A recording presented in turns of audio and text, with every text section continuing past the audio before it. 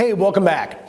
You know, as I discussed before, we need to get some foundational things out of the way. I mean, these are things that in every sales process you need to follow. We're going to fill in some color and how to use these things extremely well later. But let's talk about foundational sales. What transpires and how does it look?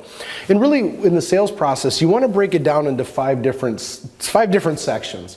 The first one is obviously the introduction. You know, in our introduction, I remember when I was growing up, my mother would say, you never get a second chance to make a first impression.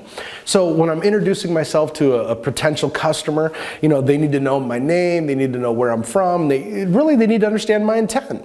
But what I need to do from introduction is you need to quickly, to keep that prospective customer captivated, you need to transition into the most important part of the sales process, which is discovery.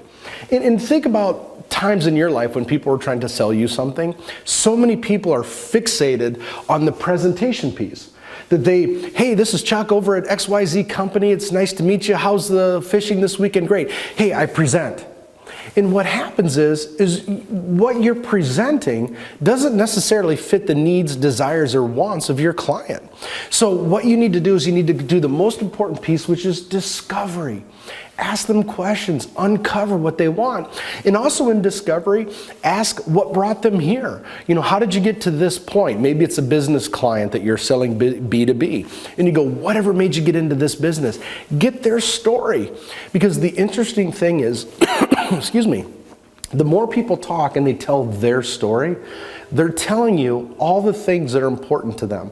They're telling you the experiences they've had, and really it gives you a lot of insight to what you need to present to them. So anybody that says, hey, I've got a presentation all set up, sure, there's some technical things in a presentation that you need to cover.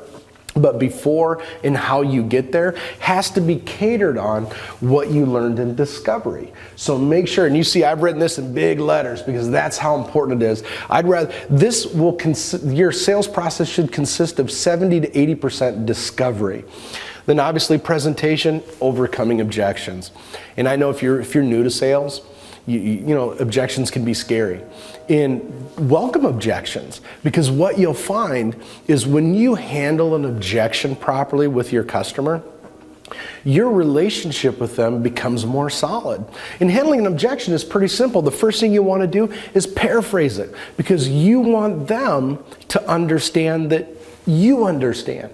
So what you're saying, Mr. and Mrs. Client, is this is your concern then? And they go, yes, exactly. Because you know what? People want to be heard and understood. So make sure that they feel that way coming from you. So paraphrase it, and then we can go, okay, so what you're saying is if I could do this, then it would be a benefit for you, right? And we'll talk more about these things later, but let's just get this basic foundational stuff down, which leads you into closing.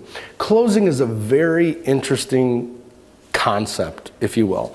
I've seen a lot of things out there where people are like, hardcore, you buy this, and you close them and just keep constantly closing really hard where the customer feels uncomfortable. And if you learn how to close properly, and you follow that whole concept of asking the right questions and coming up with the right answers, it's like they never see you coming. And all of a sudden they tune in at the end of the sales process and they go, geez, I've just been sold. So closing is an art form. We're going to talk a lot about that. And understand, if you've ever read the children's tale Gulliver's Travels, if you haven't, get the movie. It's funny. Jack Black's in it. He's a funny guy. And when he's trapped on this island of all these little people, they don't tie him down with one big rope or chain. They use thousands of little ropes and chains. So if you enter your sales process thinking that way, going, okay, I need to make sure that every concept I touch with this customer, and before I go from one to the other, the most important thing I need to do is I need to close, or you hear it often called a tie down. Now, I'm sure you would agree, wouldn't you, that if you have a well-orchestrated series of questions and answers that lead you to a sale that works 80 to 90% of the time, you'll make more money, right? Great. Do this stuff right and you'll get there. See you next time. All right, if you like this video, give us a thumbs up. If you want to be the first to see the next one coming out, definitely subscribe. We'll see you next time at the Sales Shaman.